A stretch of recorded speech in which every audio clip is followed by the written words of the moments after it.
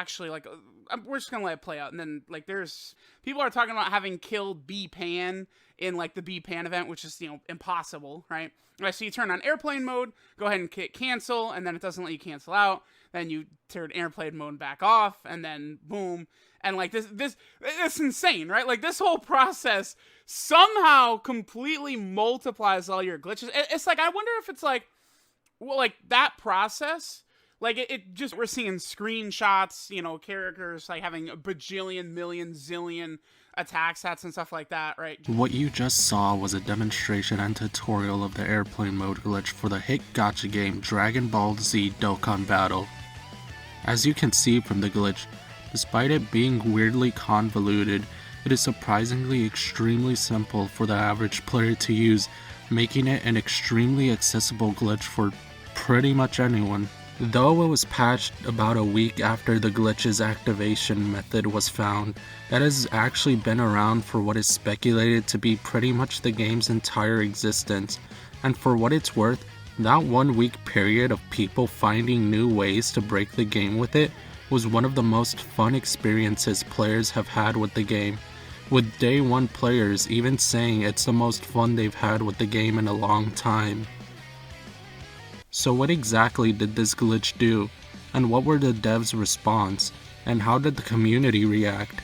While this glitch does have a lot of documentation, I thought it would be nice to compile a lot of it into a single video. So enough with the intro, let's just get started. Starting with...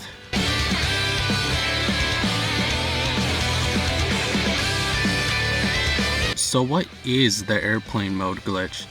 As shown in the video, the airplane mode glitch is performed by simply closing out of the game, reopening it, and from there all it consists of you doing is turning on airplane mode, clicking the right options, turning airplane mode off, and re-entering the game.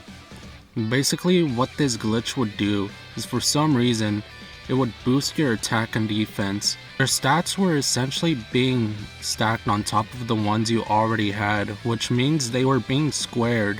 However, while this is pretty crazy, this alone is already pretty crazy, but it's not necessarily too broken.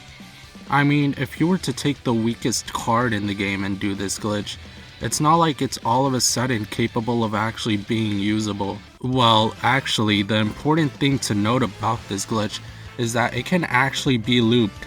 That's right, you could do this repeatedly as much as you want in order to infinitely boost the stats of your cards.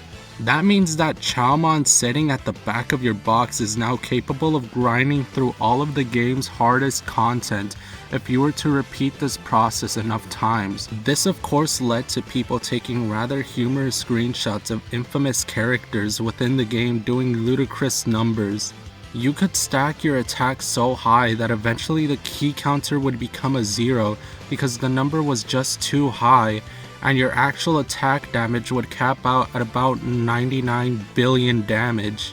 I myself did the airplane mode glitch, and even after only looping it 5 times, my phone started heating up and the game was lagging an incredible amount.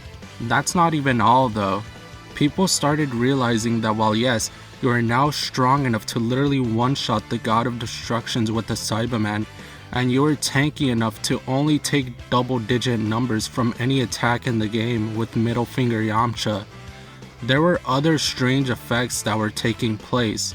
People started realizing that characters with high chance to attack were now attacking an awful lot more than they were supposed to. People were wiping out every single punching bag machine, which can actually withstand significantly more than 99 billion damage with a single character, because their character would not stop attacking. Well, turns out the airplane mode glitch would also stack your character's hidden potential system, as well as their passive skills and leader skills, and other things that characters had.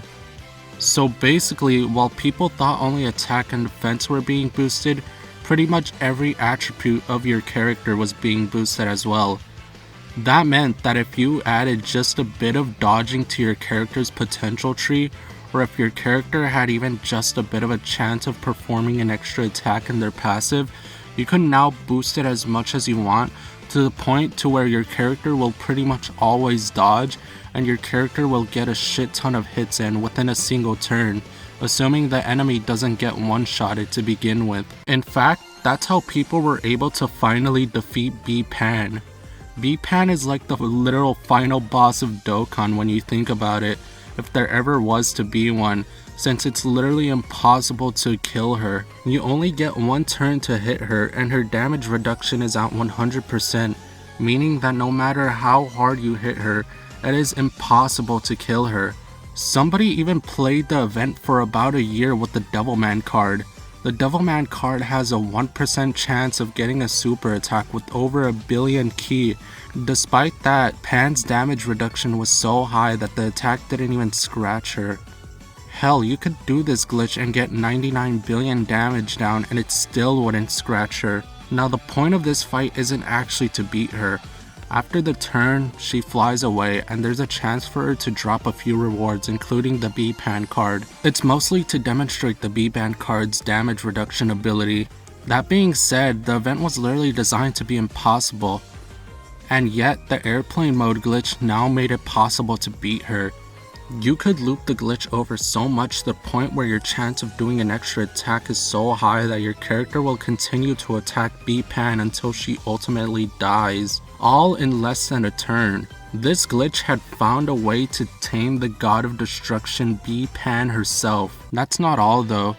This glitch, aside from boosting your own abilities, could even boost the abilities of the enemies, making it so that where you and your enemy could get stuck in an infinite loop of attacking and dodging over and over again until you finally manage to hit that 0.0001% chance of actually getting a hit in. We don't even know if this is the full extent of the glitch. Unfortunately, since the glitch has been patched, that means we will never know any other effect this glitch can have. As a guy who likes learning about random shit like glitches and stuff, this kind of saddens me, but it is what it is.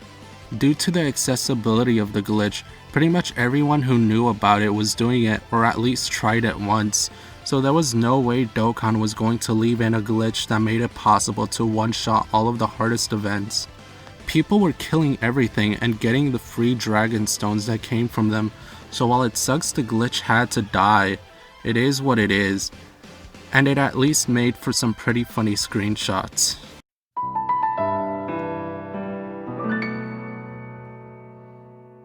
Currently, an issue has been found where character stats will be increased if certain actions are performed in battle. This will be fixed in the future, and there will be an in-game announcement when the issue is fixed. We truly apologize for any inconvenience this has caused. Please be aware that accounts of any users found conducting improper behavior by exploiting this issue may be suspended without notice due to having violated the terms of service. Please check the terms of service and enjoy the game while following the rules.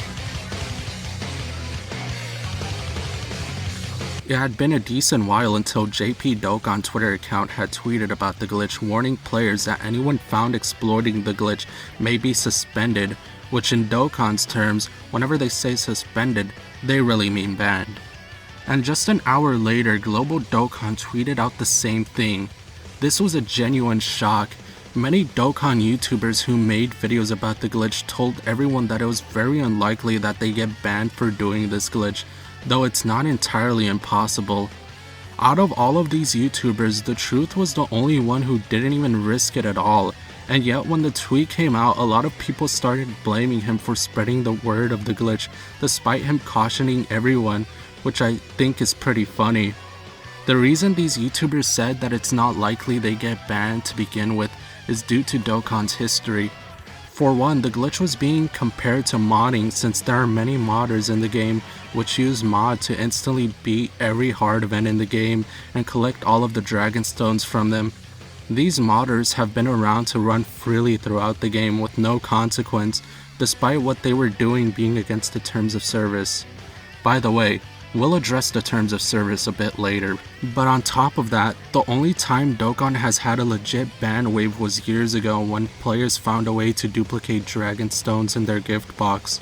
The logic pretty much was that sure, you're exploiting the game and getting dragon stones for it, However, there's a set limit to the amount of dragon stones you're getting, and they were free to begin with. Meanwhile, the people who duped stones pretty much now had infinite access to premium currency that you would ordinarily have to pay for. Therefore, you're actively messing with Dokkan's income. Meanwhile, with the glitch, they were bound to fix it eventually. And again, the stones weren't limitless and technically free, so it wasn't necessarily messing with Dokkan's money. That didn't matter though, since Dokkan made sure they got the message across and sent a letter in everyone's news box across both versions of the game warning everyone. Not only that, but a big update was coming to Dokkan called a Z update. Pretty much a revamp to the whole game, so that if there was a time to ban players for nefarious acts, it was now.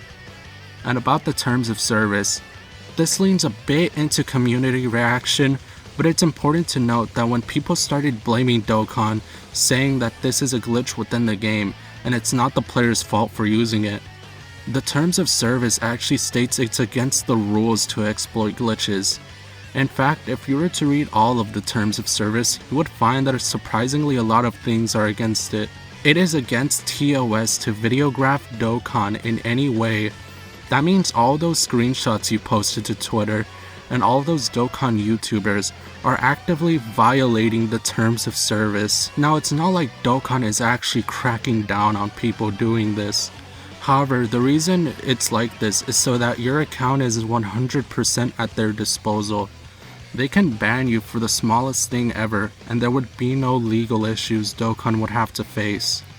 For an extreme example, the Truth could tell the Dokkan Twitter manager that they need to touch grass, and then Dokkan can proceed to ban the Truth after being annoyed by that statement, and they would be allowed to due to the hours of footage he has of Dokkan on his YouTube channel. Dokkan was pretty much telling their community that their account was at their disposal, and the community was about to learn a lesson.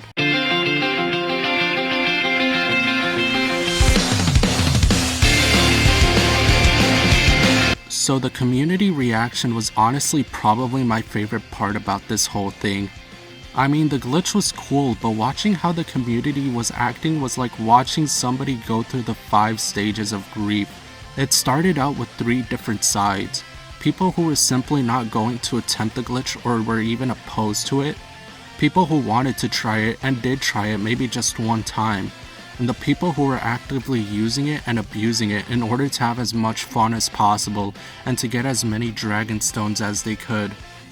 Just for a bit more background info on this situation, the glitch was not only occurring during a dead period of Dokkan where we were simply waiting for more new content, but one of the hypest units in the whole game had just dropped on global about a week prior, and people were going crazy trying to get him. So yeah, the people who were abusing this glitch were really abusing it. Now, the people who were abusing it were really cocky about it. They didn't realize that the glitch was against TOS, and even if it was, the Dokkan tubers had made them sure that they were at the very least most likely not going to get banned. But then the tweet dropped, first on JP and then global. This will definitely impact global Dokkan.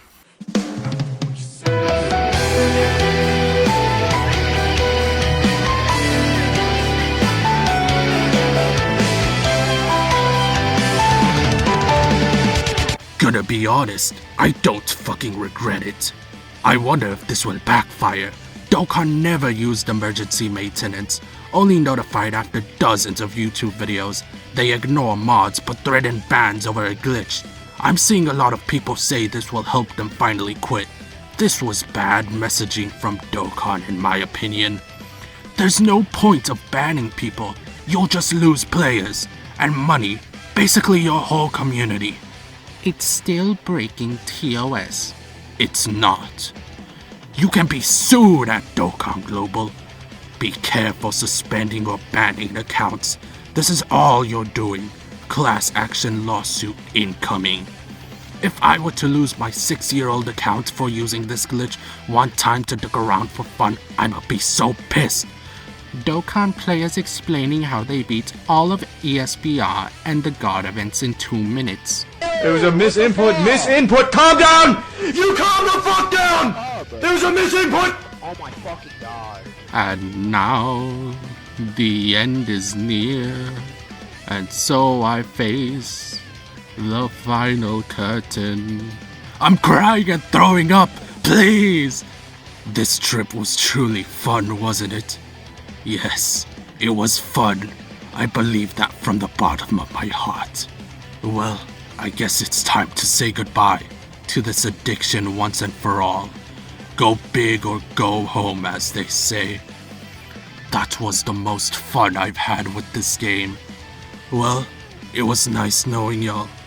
Farewell, Dokkan players, Dokkan community, and yes, even you, Dokkan Battle.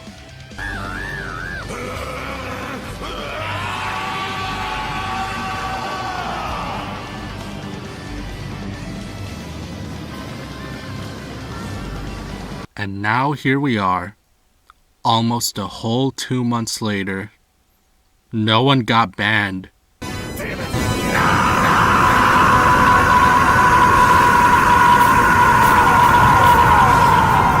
Yeah, so no one got banned. The entire community exploded after being told they might get banned, and usually ban waves take at least a week or two to get rolling on Dokkan. People were so desperate to if they had access to the game or not that some people just wanted to be banned already. People started posting fake ban screens after a long silence from Dokkan. But the game continued and people kept playing the game. Despite the uproar, no one was banned. In the end, what this situation pretty much did for the Dokkan community was teach them an important lesson. Dokkan has complete and total control over your account. It is at their full disposal. If you ever try to oppose the force that is known as Dragon Ball Z Dokkan Battle, they will erase you off the face of their game. Many players have vowed to never even attempt to exploit the game in any way at all ever since then. I myself have vowed to never even think about exploiting the game again. I remember I literally screenshotted my entire box because I was positive I would get banned and I wanted to at least have a memory of it. I even remember I still had 45 stones left, so I decided just to use them all anyways, and on the last single roll, I got LR Goku and Vegeta Blue, which was the last unit I needed to complete the Gogeta banner. But yeah, never again. So that's pretty much all I can think of to put in this video. I know I've missed a few points, but I think I hit all the main ones. Anyways, that's all I've got for today. Thanks for watching. もっとそばに来て